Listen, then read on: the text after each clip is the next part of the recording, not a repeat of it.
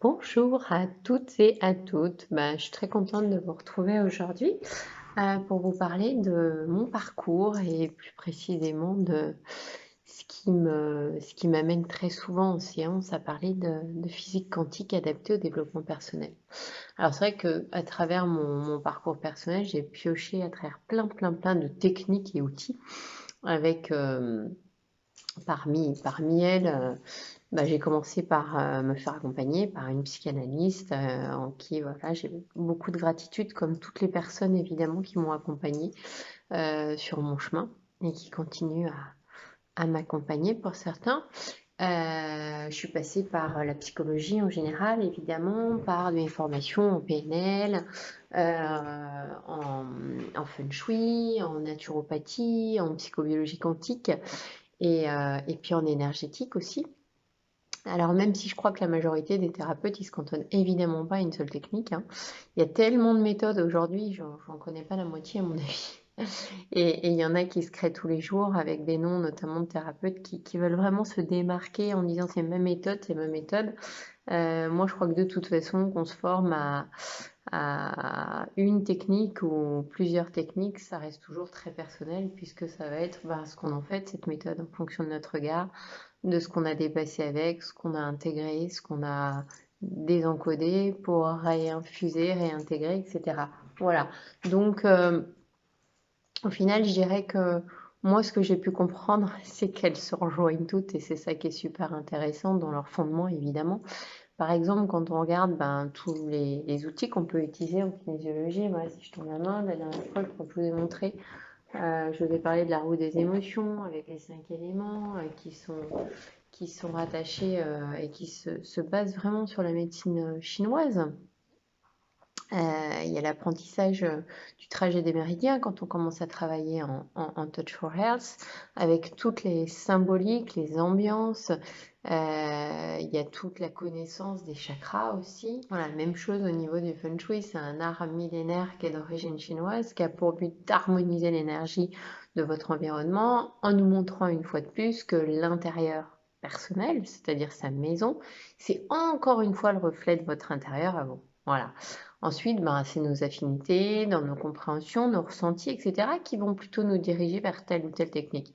Et moi, par rapport à mon parcours, c'est vrai que j'ai expérimenté plein de thérapies, en commençant par la parole, pour privilégier de plus en plus aujourd'hui le corps, parce que j'ai cette compréhension que l'intelligence, c'était dans le corps. Voilà.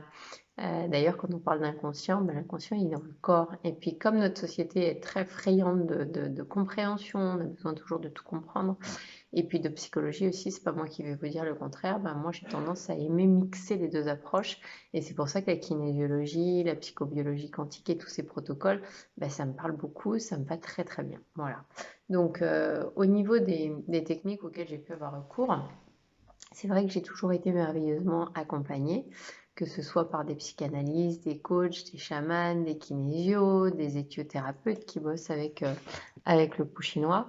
Mon ego aurait envie de vous dire, on a toujours les thérapeutes qu'on mérite, puisqu'on attire à soi des personnes qui vibrent à la même fréquence énergétique, hein.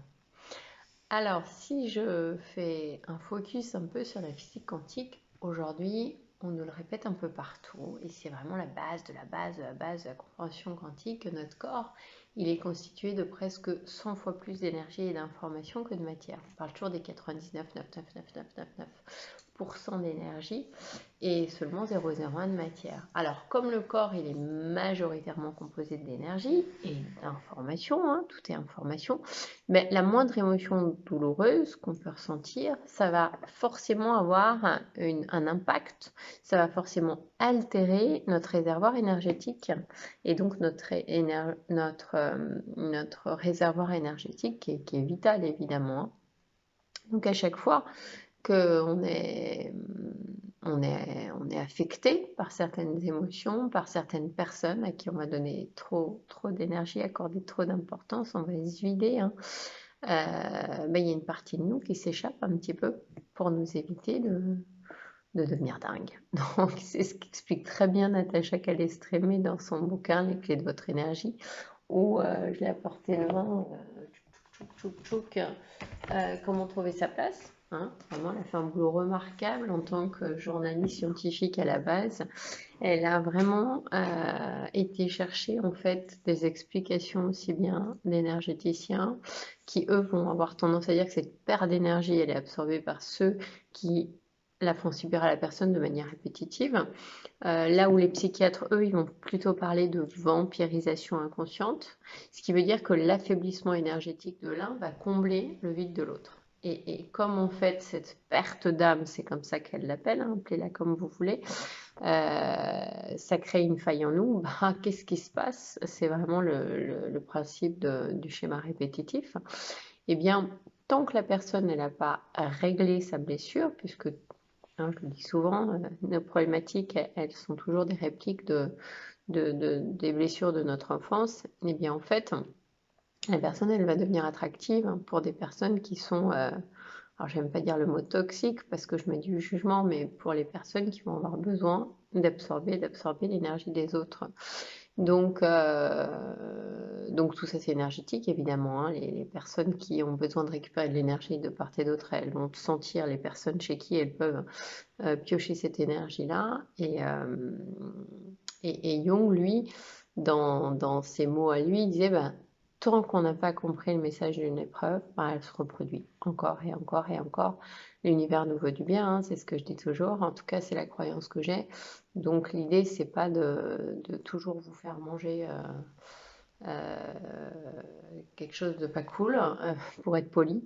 C'est vraiment de pouvoir transcender à un moment donné nos blessures. Voilà. Donc moi, quand j'utilise la kinésiologie, je vais utiliser ce langage très fin qu'a le corps avec le test musculaire pour comprendre l'origine d'un déséquilibre énergétique. Et une fois qu'on a compris l'origine, la source, qu'on a identifié l'âge, si c'est plutôt dans un domaine en particulier, en manque ou en excès, est-ce que c'est la personne qui a ce problème elle vis-à-vis d'elle-même ou vis-à-vis des autres, ou quand elle a pu observer une situation des autres entre eux qui a pu créer un malaise, un inconfort, etc. L'idée derrière, avec des protocoles, ça va être de pouvoir permettre à l'énergie de circuler à nouveau harmonieusement. Alors on savait, encore une fois, grâce à la physique quantique, que l'être humain, il est loin d'être seulement un corps physique, hein. D'ailleurs, on parle en kinésiologie, on dit souvent à la fin d'une séance, dans tous tes corps, hein, pour amener la personne. En fait, l'être humain, il est relié à un tout qui est beaucoup plus grand. On sait aujourd'hui qu'il existe donc ce corps et même tous nos corps. En gros, vous avez un problème physique, ça peut être une douleur, etc. Ça peut être des symptômes qui, voilà, annonciateurs et qui vont permettre à un médecin classique de dire, bah voilà, vous avez telle maladie. C'est toujours utile, enfin moi je trouve, même si on n'est pas obligé de tout comprendre et de mettre des mots pour que le corps il aille mieux, d'aller lire un petit peu ce qui se passe au niveau du décodage biologique. Il y a plein d'auteurs passionnants sur ce sujet, qu'il s'agisse de Claudia Rainville, de Martel, de Christian Flech, moi c'est un petit peu ma préférence, et j'en passe évidemment. En réalité, si vous vous occupez très soigneusement de votre corps physique, ben, ça ne veut pas dire que vous n'allez pas avoir de problématiques. Pourquoi? Parce que très souvent, il y a le corps émotionnel qui est souvent à la base de certains mots MAUX. Voilà. Donc quand on libère ce corps, généralement on libère aussi la cause, et c'est normal puisque je vous le dis, je le répète tout le temps, tout ce qui ne s'exprime pas s'imprime dans le corps. Voilà. Alors de mon point de vue, et puis mon positionnement qui est vraiment sur celui de la thérapie brève, de la thérapie solutionniste, de mon approche psychocorporelle, hein, comme c'est dans ma signature d'ailleurs, c'est comme ça que je me présente, mais j'invite toutes les personnes à vraiment prendre conscience de toutes leurs ressources parce qu'on a déjà tout en soi. Parfois, on a oublié qu'on avait certaines ressources parce qu'on s'est coupé à un moment donné de certaines de nos ressources. Et l'idée, ben, c'est d'aller justement se faire accompagner pour aider à cette reconnexion des ressources, ou en tout cas cette prise de conscience qu'on avait toutes les ressources pour dépasser ce que l'univers nous propose. Parce que si on le rencontre, c'est qu'on est capable de le dépasser, de le transmuter. Ok? Donc, par exemple, On peut très bien avoir besoin à un moment donné de débloquer telle ou telle énergie. Ça peut être l'énergie du rein qui est rattachée ben voilà, sur notre eau des 5 éléments, à la vessie. Tout ce qui est vessie, en général en décodage biologique, ça va nous donner des indications sur le territoire. Au niveau émotionnel, là, ben, on va plutôt être dans les peurs. Voilà, bon, je rentre pas trop dans le détail de cet élément, c'est pas du tout le but de cette vidéo. L'idée c'est quoi? C'est de comprendre que la physique quantique, elle nous permet de voir que tout ce sur quoi je porte mon attention, je lui donne de l'énergie. Autrement dit, plus je porte mon énergie sur quelque chose, plus je le nourris, plus je lui permets d'exister. Vous comprenez que c'est valable pour les problèmes, hein. Et en fait, bah, ça veut dire concrètement que plus je vais regarder quelque chose qui me dérange et plus je vais l'alimenter, plus je vais mettre de l'eau dans mon moulin, comme on dit. Donc c'est vrai qu'il y a beaucoup de personnes, on a vu ces dernières années, il y avait des manifs hein, je crois, pour faire fermer carrément certaines filières au niveau de la psychanalyse, etc. Alors moi, je ne suis pas là pour pointer quoi que ce soit et qui que ce soit, hein. Je suis la première à m'intéresser à certains auteurs. Je vous ai déjà cité d'ailleurs Moussa Nabati comme psychanalyste. Maintenant, c'est vrai que la psychanalyse a été beaucoup pointée du doigt ces dernières années, en tout cas depuis qu'il y a eu cet élan pour toutes les thérapies solutionnistes. Et pourquoi en fait tout simplement parce qu'on a compris qu'on n'avait plus besoin d'aller revisiter le passé, d'aller refaire tous les schémas répétitifs, toute notre histoire. Je vous l'ai dit, grâce au corps, on peut aller voir directement là où la problématique s'est encodée. Et vu que le plan divin, tant qu'on ne le dépasse pas, nous réamène sur un joli plateau du quotidien les problématiques qu'on n'a pas dépassées, très souvent, en kinésiologie, on va faire ce qu'on appelle un scanning du corps et on va trouver tous les âges où la personne, elle a par exemple réactivé cette problématique-là. Alors ça, c'est une première lecture que j'ai, mais pas seulement. C'est-à-dire qu'en fait, l'idée, c'est de comprendre qu'aujourd'hui, et en tout cas moi, c'est ce sur quoi j'ai envie d'inviter les gens à porter leur attention, c'est sur la question comment je peux accéder à mon potentiel, comment je peux accéder à mon essence, comment je peux accéder à mon unicité. Donc ça, c'est une question, hein, et cette question, cette quête, là où je mets mon attention pour avoir une réponse de la part de l'univers, puisque tout est relié, hein, et puis je vais reprendre cette maxime célèbre, demandez, vous recevrez, et puis toi, le ciel t'aidera, hein. L'idée, c'est plutôt que de chercher à régler ce qui ne va pas, ce qui ne va plus, vous demandez, parce que encore et encore une fois, tout est une question de regard. Et il me semble quand même plus judicieux de voir, de prendre conscience, de se rappeler qu'on a toutes les ressources pour transformer ce qu'on a envie de transformer, plutôt que de lutter. Pourquoi? Parce qu'il y a encore une grande loi quantique qui nous dit que tout ce à quoi on résiste persiste. Donc ça revient encore une fois à dire que lutter contre, c'est rentrer en collision avec cette énergie. Et je vous l'ai dit, si on rentre en collision, si on lutte, on la nourrit, donc on l'amplifie. Alors ça ne veut pas dire que face à un problème, on doit faire l'autruche, hein, façon méthode Coué, je vais bien, tout va bien quand ça ne va pas, non. Mais c'est simplement avoir une posture de dire je constate que certaines choses ne vont pas, ne tournent pas rond, je ne les juge pas, je les laisse être telles qu'elles sont parce que ça me permet d'aller éclairer certains espaces en moi. Et en fait, c'est vraiment cette posture de pleine conscience, de l'acceptation de ce qui est. Et c'est vraiment la compréhension que c'est préférable d'utiliser son énergie, sa conscience à développer de l'amour en soi. Autrement dit, de l'amour en soi et autour de soi, puisque tout est interconnecté. Et cette posture-là, on va y revenir un petit peu plus tard, elle permet vraiment d'amplifier l'amour. Et l'amour, il n'est pas polarisé, l'amour il est au-dessus de tout. D'accord. Donc ce qui était considéré jusqu'alors comme de l'ADN poubelle, ça l'est plus du tout. Aujourd'hui, grâce à l'épigénétique, et ça j'en ai parlé aussi à plusieurs reprises parce que c'est un sujet qui est passionnant, grâce à l'épigénétique, on sait que dans épi, vous avez la signification de au-dessus. Voilà, c'est un préfixe qui veut dire au-dessus. Autrement dit, c'est un contrôle au-dessus de nos gènes. Ce qui veut dire encore une fois que l'individu, la conscience, je dirais même de l'individu, et la façon dont il perçoit le monde va avoir un impact sur sa génétique. Avant, quand on parlait uniquement de génétique, ben, on avait la croyance que on était en gros des victimes. Si on avait un père qui avait, je sais pas moi, du diabète, une mère qui avait un cancer du sein, etc., ben, c'est pas de bol. Et puis il y a une grande chance que nous aussi, on va développer un cancer ou du diabète, etc. Non, aujourd'hui, on sait grâce à l'épigénétique qu'on est vraiment, c'est une invitation à devenir pleinement responsable de notre santé, de notre bien-être. Voilà. Alors, il y a un auteur qui est exceptionnel, qui parle très très bien de l'épigénétique, puisque c'est son dada, hein, c'est un biologiste qui s'appelle Bruce Lipton. Et lui, il explique de manière hyper simple c'est l'objet de ses recherches.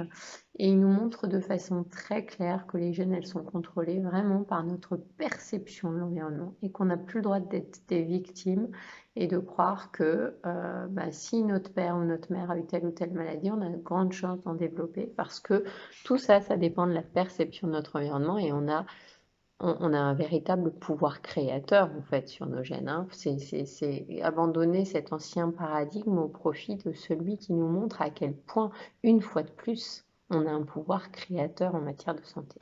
Voilà.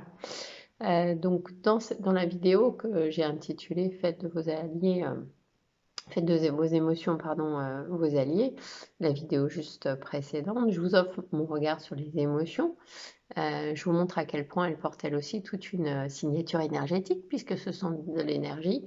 Elles portent une fréquence, hein, la joie ne va pas avoir la même fréquence que la colère, que la tristesse, etc.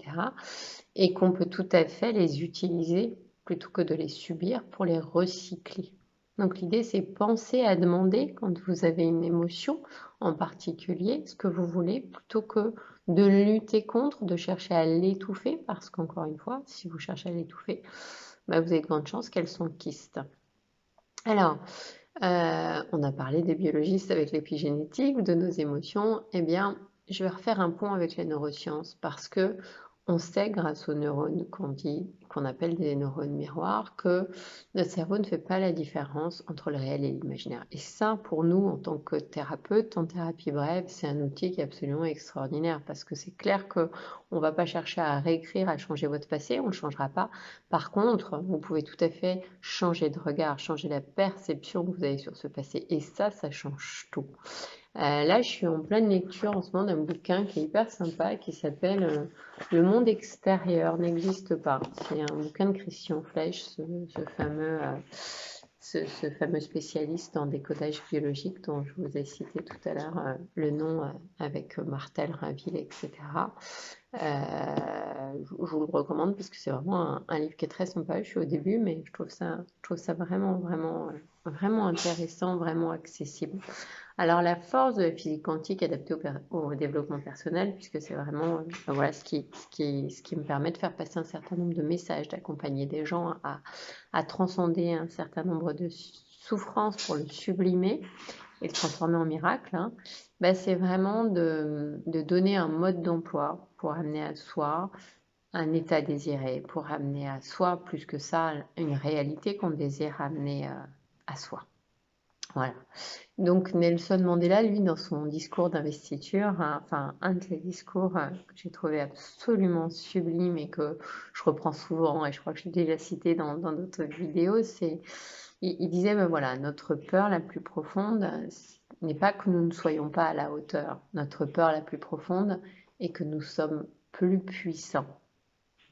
Que nous sommes puissants en fait au-delà de toute limite. C'est notre propre lumière et non notre obscurité qui nous effraie le plus. Voilà, alors inutile de vous dire que je suis d'accord avec, je trouve ça merveilleux. Alors c'est un tout petit bout de son discours, hein, je n'ai pas appris par cœur l'ensemble de son discours, mais en tout cas c'est vraiment le message clé, ce qu'il faut retenir. Et en fait, moi, ce que je tiens à souligner, c'est que finalement, ce qui nous bloque le plus dans la vie, c'est nos peurs. C'est pas pour rien, hein, si on est dans ce contexte de Covid avec tous ces non-sens, ces incohérences et ces lois dictées par le gouvernement, qu'est-ce qu'on cherche à faire? À nous mettre dans la peur. Mais là, je referme la parenthèse.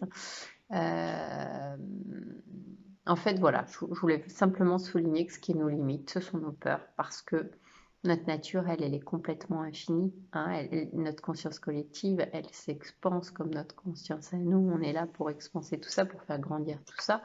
Et tout dans l'univers est fait d'un même ingrédient, c'est de l'énergie qui vibre à la manière d'une énorme et d'une grandiose symphonie.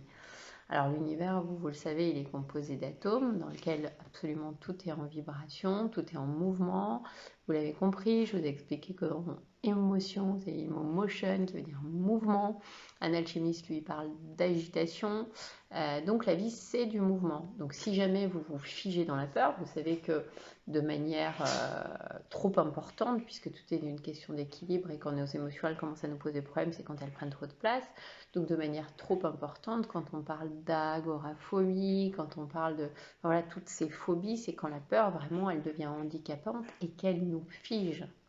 L'idée c'est que si l'univers est mouvement et que nous on est dans une forme de résistance finalement, on est dans une forme de résistance au changement. Et qu'est-ce qui se passe si tout est toujours en mouvement autour de nous? Si vous vous résistez, si vous luttez, c'est la réalité, c'est ce que j'appelle le plan divin, qui va vous forcer au changement. Et là, dans ces cas-là, ça ne se passe pas en douceur en général. Alors, il y a plein d'exemples qui me viennent comme ça à l'idée. Ça peut être une bonne grippe, un bon Covid. Ça peut être, je sais pas moi, taper encore plus fort. Et là, vous amenez carrément une maladie qui vous fait bien flipper, quoi, comme un cancer qui sera une fois de plus un moyen qu'aura trouvé votre inconscient pour vous adresser un message, et un message qui, comme je vous l'ai dit, parce que notre inconscient il nous veut du bien, non pas un message pour vous punir, hein, on n'est pas dans ces croyances punitives, mais un message pour vous inviter à aller pleinement vers votre moi profond, vers votre essence, vers votre unicité.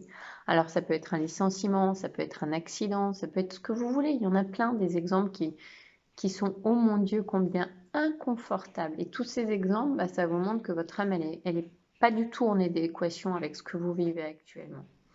Et puis je vous l'ai dit, vu que la vie, elle est mouvement, c'est quand même plus confortable de se laisser porter par ce mouvement naturel plutôt que nager à contre-courant ou de résister, hein, et de chercher à tout prix à pas bouger parce que vous êtes complètement bloqué par vos peurs. Christian Flech, dans ce que je lisais ce matin, il dit que la santé, c'est naturel. Autrement dit, on n'a pas à chercher à être en santé puisque c'est un état qui est censé être naturel. Comme je vous disais que la joie pour un enfant, c'est quelque chose de naturel. Donc, je vous le recommande, ce livre, parce que vraiment, il est super intéressant, une fois de plus. Et puis, pour être en santé, il s'agit d'apprendre à réécouter notre voix intérieure, notre inconscient, notre intuition. Parce que tout ça, en fait, votre moi profond, à l'intérieur de vous, il a toutes les clés. C'est lui qui sait ce qui est bon pour vous. Le problème, c'est que notre société occidentale, elle a trouvé des tas de moyens de ne pas l'écouter. Ce qu'on appelle des fuites. Alors, les fuites, il y en a plein, j'en ai déjà parlé, dans les troubles du comportement notamment, ça peut être une fuite dans des aliments en excès, en général c'est pas des carottes, ça va être plutôt du sucre. Ça peut être voilà, des accès de boulimie terribles, ça peut être se réfugier avec une bonne bouteille d'alcool, ça peut être se réfugier dans le travail en travaillant comme une bête acharnée pour pas penser à autre chose et pour pas se regarder en face. Ça peut être dans le sexe à tout prix. Il y en a plein des formes de fuite, il y en a autant que vous pouvez imaginer. Et donc l'idée, pour pouvoir vous reconnecter à votre corps, parce que l'intelligence est dans le corps, c'est de se reconnecter à votre souffle. Nous, on a tendance à dire souvent le mentalement, le corps c'est tout. Et notre cerveau, il est évident que même si c'est un super ordinateur, il ne peut pas tout encoder. Il ne peut pas tout analyser, il ne peut pas tout retenir. D'accord? Votre inconscient, lui, c'est la somme de tout ce que vous avez acquis jusqu'à maintenant. Et puis, il faut bien comprendre que notre corps, il est relié à un grand tout, je vous l'ai dit, et à beaucoup plus grand que vous, finalement. C'est-à-dire qu'on est capable de se relier à n'importe quelle bibliothèque céleste. C'est comme ça qu'on a découvert les annales akashiques. L'idée, en fait, c'est de se reconnecter à son corps par le souffle, par les rêves, par le langage, finalement, de l'inconscient. Oui, c'est comme ça qu'il vous parle. la nuit, hein, votre inconscient. Et d'ailleurs, notre cerveau, on le sait, il ne peut pas tout analyser, il ne peut pas tout encoder. D'ailleurs, toutes les informations que vous avez retenues, je vous mets au défi de me réciter un petit peu toutes les leçons que vous avez apprises en CE1. Et au bout d'un moment, il y a la mémoire à long terme, il y a des choses qui s'effacent et c'est normal. Maintenant, quand on se connecte au corps, on le sait, on a accès à beaucoup plus grand que nous. Hein. C'est comme ça qu'on a découvert, notamment, il y a des formations hein, qui vous permettent de vous connecter aux annales akashiques, à ce que d'autres appellent la bibliothèque céleste, des informations que vous n'avez jamais rencontrées sur le plan terrestre, hein, sur votre plan incarné, et pourtant vous avez accès à ces informations. Alors, il y a des gens comme ça qui sont très reliés, il y a la biographie d'un auteur qui m'échappe, qui a marqué vraiment cette découverte. Sa biographie, c'était L'homme du mystère.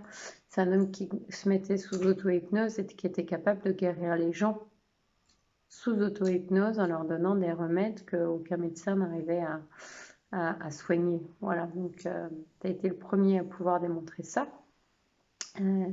Et c'est vrai que nous, dans notre société, on a beaucoup trop tendance à se laisser manipuler par notre mental. C'est lui qui veut toujours commander, prendre les rênes. Le mental, il s'est construit depuis la nuit des temps avec tout ce qu'on avait appris. Ça nous rassure. Ça nous rassure et pourtant, ça nous montre, hein, quand on voit des découvertes comme les annales akashiques, etc., que c'est hyper limité. Quand vous voyez certaines personnes qui mettent la main, par exemple, sur un mur, ils sont capables de vous raconter l'histoire de la maison, c'est pourtant pas quelque chose qu'ils ont appris. Voilà.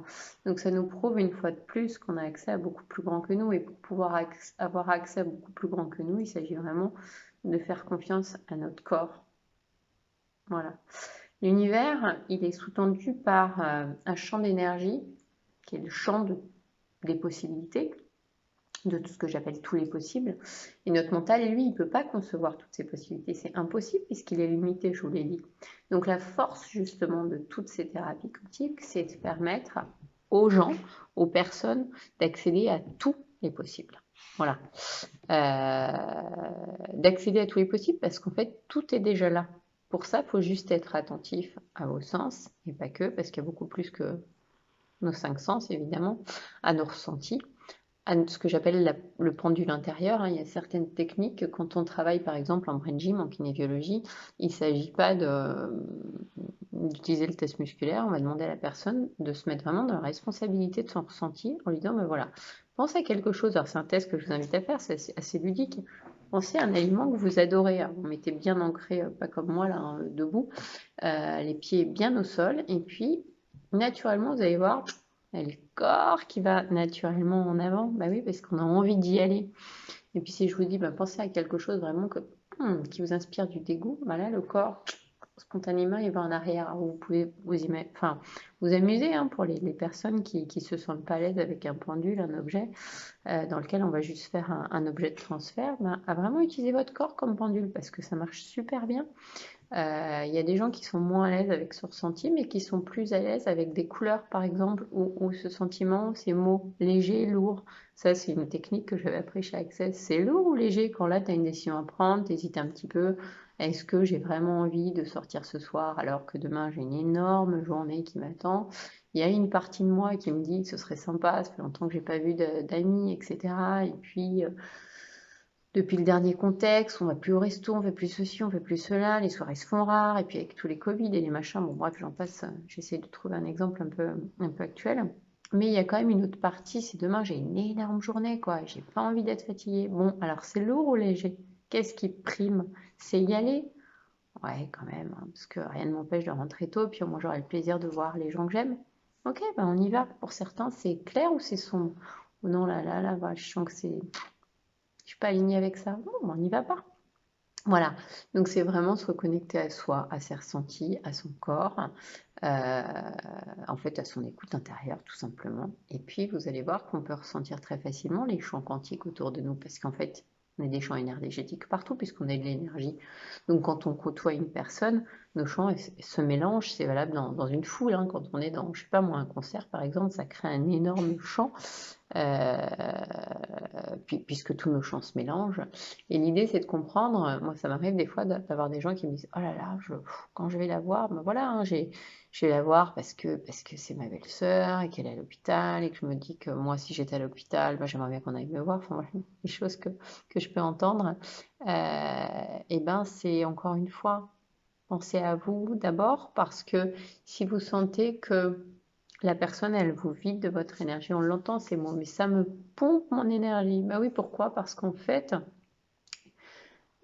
on a tous des qualités vibratoires, un champ vibratoire qui fait qu'on n'a pas le même quand on est malade, évidemment, que quand on va bien, hein. Et on le voit quelqu'un, on dit souvent, les gens qui sont amoureux, ils irradient, ils sont beaux, on a envie de les aimer, de leur ressembler. Bah oui, parce qu'ils se sentent déjà beaux et aimables, donc forcément, c'est ce qui attire à eux. Donc bah là, c'est la même chose quand on comprend qu'il y a quelqu'un qui a un champ énergétique beaucoup plus bas.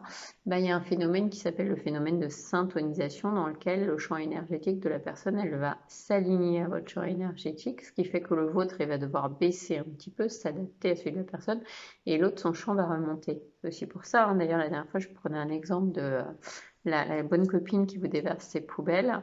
Et puis vous, après, elle vous dit, ah bah, je me sens mieux de t'avoir parlé. Bah, là, c'est la même chose. La personne, elle peut se sentir mieux avec vous parce qu'elle a son champ énergétique qui monte. Bah oui, mais vous avez votre champ énergétique qui baisse. Voilà. Donc, écoutez-vous. Et puis, pour éviter ce phénomène, justement, de se sentir pompé ou que votre champ énergétique, il s'abaisse par rapport à celui de la personne pour pouvoir créer une forme d'équilibre, eh ben, je vous dirais qu'une fois de plus, la bonne recette, ça consiste à s'ancrer. S'ancrer. Et puis aimer aussi, je vous l'ai dit, hein, les saints, ils n'ont pas de problème les saints, les maîtres qui sont vraiment dans l'empathie et dans l'amour. Ils sont capables de prendre la douleur de l'autre pour pouvoir l'alléger et transformer cette énergie en force créatrice. Donc là, bah, c'est la même chose. Alors, si vous êtes dans la peur, évidemment, de dire, ah putain, elle va me pomper mon énergie, ça me saoule, j'apprends déjà, forcément, vous pouvez être certain que bah, vous allez attirer cette réalité-là. Alors, ceux qui me connaissent, ils savent très bien à quel point j'ai l'habitude de repérer nos croyances limitantes, puisque j'invite souvent les gens que j'accompagne à tenir un carnet de croyances, ce qui veut dire qu'il est grand temps de sortir de certaines croyances et notamment, je dirais, la croyance dans laquelle il est urgent de sortir, c'est de croire qu'il faut passer par des épreuves, de croire qu'il faut passer par du chaos, même si on a tendance à dire que le chaos précède la création. Il est grand temps de sortir de cette croyance qu'il faut absolument souffrir pour pouvoir grandir, évoluer, etc. Il y a une infinité de chemins d'évolution et on n'est pas obligé de choisir les épreuves tout le temps pour avoir des prises de conscience et pouvoir opérer des sauts quantiques. Voilà. À chaque seconde, je le dis toujours, on peut tout réactualiser. D'ailleurs, il n'y a aucune situation qui est plus élevée que notre capacité à transcender en fait. Donc à transcender, à transformer, à faire de sa vie un miracle. Voilà. Donc quand on comprend justement que tout est mouvement, que la vie est mouvement, que l'univers c'est un grand mouvement, quand on comprend que tout est juste, parfait à sa place au moment où on le rencontre, si on ne tombe pas dans le piège de cette résistance, de laisser trop de place à nos peurs, bah, on n'a pas besoin d'affronter à tout moment des obstacles, des maladies, des difficultés de tout ordre. Voilà. Là aussi, j'en profite pour vous rappeler une loi quantique, je le cite souvent, c'est que à toute cause s'oppose une réaction de même force. Donc encore une fois, plus je repousse, plus je résiste, ben, plus je fais grandir en moi la problématique, c'est évident. Alors on parle souvent, et puis moi aussi j'en ai déjà parlé, de toutes ces ascensions vibratoires, hein, ces grandes périodes où d'un seul coup, ça bouge, ça va plus vite, ça va plus haut. Et en fait, tout ça, bah, c'est toujours pareil, selon le côté dans lequel on se place, soit on vit tout ça en conscience et donc ça va beaucoup plus vite d'avancer, d'amener à soi la réalité qu'on veut, ou soit on est dans la résistance et là, la vie en général, ben, c'est d'autant plus violent puisque ça va vite que si on ne va pas vraiment vers soi, vers son unicité, ben, là, la vie, elle peut nous amener des sacrés claques, effectivement. Donc, c'est toujours la même chose. Quelle pièce je choisis, hein, de regarder dans la polarité. Il y a ceux qui choisissent de ne pas écouter le message de leur inconscient, de l'univers, du plan divin, et puis qui peuvent à l'inverse vivre des épreuves comme ça, comme des grosses maladies, des gros accidents, etc. Des maladies complètement fulgurantes qui condamnent l'être, qui n'a pas envie d'aller vers lui à partir plus vite de ce plan. Et puis au contraire, quand vous choisissez d'incarner pleinement, de vous reconnecter à votre essence, votre unicité, vous faites le choix là consciemment de dépasser vos peurs pour aller vers vous-même. Et là, bah, la vie, c'est un cadeau, quoi. C'est magique. Donc, cette compréhension de la loi de la polarité, elle est hyper importante aussi. En fait, la polarité, c'est quoi? C'est comprendre qu'on vit sur une Terre polarisée avec un pôle nord, un pôle sud. Et donc, cette polarité, forcément, vous la subissez en tant qu'être incarné puisque vous vivez sur cette matière. Néanmoins, vous pouvez vous amuser à jouer avec. C'est ce que je vous invite à faire avec vos émotions. Quand vous dites j'utilise par exemple ma colère, ma tristesse, ma peur, qui sont des situations qui sont évidemment inconfortables, pour attirer à moi, et vous prenez la polarité par rapport à votre décision qui vous semble impossible à prendre par rapport à cette émotion que vous incarnez sur le moment. Voilà. Donc la loi de la polarité, c'est cette compréhension que tout possède son contraire et que c'est vraiment à vous de choisir ce que vous souhaitez nourrir en accordant toute votre attention, parce que là où va votre attention, votre énergie suit. Donc c'est là où en fait toute votre énergie, elle se déploie pour aller vers. Donc quand on est vraiment dans cette pleine présence à soi, quand on s'exerce à des méditations de pleine conscience, quand on choisit de cultiver de l'amour en soi, autour de soi, quand on choisit des petits exercices comme je vous ai invité à le faire quand je vous ai adressé mes vœux, de choisir d'arroser des petites graines de gratitude tous les jours en fonction des choses qui vous ont donné envie de dire merci à la vie dans la journée que vous avez passée. Voilà, vous êtes capable d'élever votre fréquence énergétique, ça se fait naturellement, et puis d'attirer des gens qui sont complètement en résonance avec votre fréquence. Et c'est normal, hein, on dit bien que tout ce qui se ressemble s'assemble. Vous savez que l'extérieur, c'est le reflet de votre intérieur, donc c'est exactement la même logique. Et puis comme tout est question de décision, de regard que l'on porte sur le monde, si vous choisissez d'utiliser votre énergie pour faire grandir l'amour qui est en vous, vous allez vibrer cet amour. C'est comme ces êtres amoureux dont je parle, où on dit ah regarde comme elle est belle. Bah oui, elle irradie l'amour parce qu'elle se sent belle dans les yeux de l'autre. Elle comprend à quel point elle est unique dans les yeux de l'autre, donc forcément elle se sent bien. L'idée, c'est vraiment d'aller vibrer cet amour autour de vous, mais surtout en vous. Parce que quand vous vibrez cet amour, vous l'attirez forcément en face de vous. Alors l'inverse est vrai, puisque c'est cette fameuse loi de la polarité. Si vos mots, si vos pensées, et donc si vos émotions, si vos informations, si vos croyances limitantes, elles sont basses, forcément, vous allez avoir une énergie qui va ressembler à quelque chose de bas sur lequel on n'a pas forcément envie d'aller spontanément, naturellement. Quand on voit une personne qui fait toujours la tête, on sait qu'elle est tout le temps déprimée, c'est le cercle vicieux. Au bout d'un moment, on en a marre parce que ça nous plombe justement. Voilà. Donc, et puis cette personne, vu que c'est un cercle vicieux, c'est son fin, elle va attirer à elle des situations extérieures qui vont répondre à son système de croyance, genre personne ne m'aime. Ouais, au bout d'un moment, si tu choisis d'attirer à toi cette réalité-là et que tu dis que la vie est moche, la vie est dure, la vie machin, on n'a pas trop envie d'aller vers des gens qui choisissent d'adopter ce type de croyances et qui vont les rendre réelles, puisque vos croyances créent votre réalité. Donc vous l'avez compris, pour monter votre fréquence énergétique, apprenez à vous reconnecter avec votre corps. Je parlais des émotions qui sont nos alliés, elles font partie évidemment de ce corps, dans ce que vous ressentez. Et donc reconnectez-vous à ce corps, chérissez-le, votre corps énergétique, votre corps émotionnel, votre corps physique, soyez vigilants à toutes les croyances que vous entretenez, à vos habitudes de vie.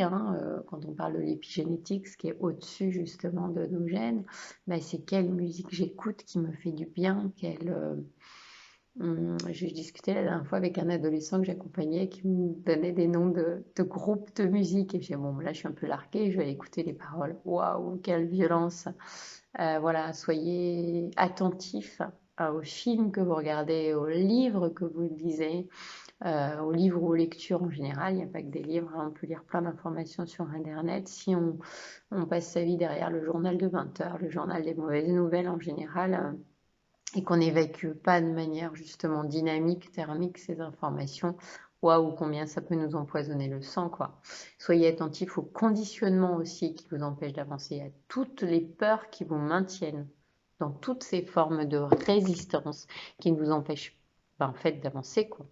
Alors à chaque fois que votre regard il va s'arrêter sur un aspect qui vous contrarie, je vous conseille aussi de formuler l'intention d'aimer cet espace en vous, cette partie de vous, parce que c'est facile, hein, et c'est vrai qu'on est tenté à chaque fois de la critiquer, de dire ah je suis encore là-dedans, ah je me trouve encore moi ce matin, hein. Et alors, la conscience, elle n'a pas de jugement, c'est vraiment cette idée que je m'inclus, je m'intègre avec toutes les phases de moi-même, y compris celles qui ne me plaisent pas.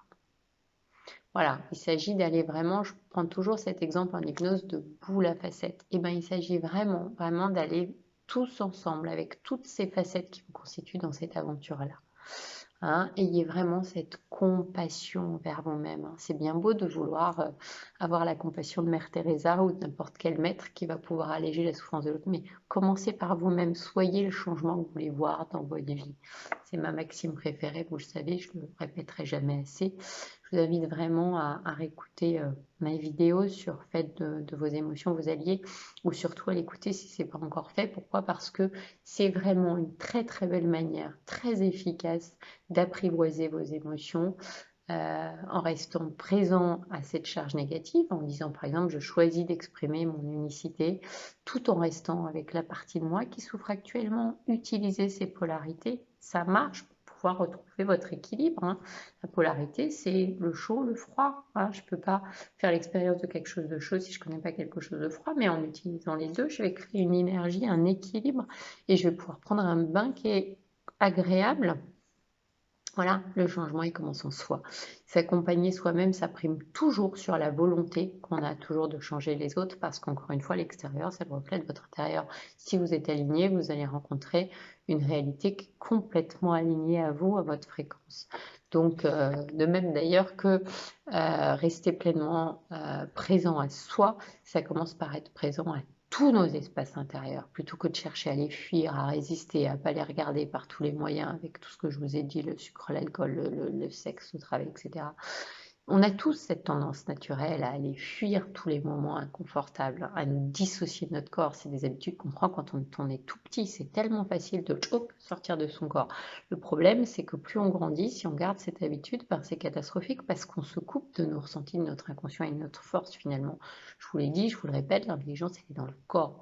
Donc pour revenir dans le corps, pour évacuer votre souffre, comme le dirait l'alchimiste, cette souffrance, remettez-vous dans le souffle qui ne vaut rien. Hein, si la technique du yoga qui nous permet cet alignement incroyable du corps, ce bien-être, elle commence dans les fondements par le souffle, la respiration.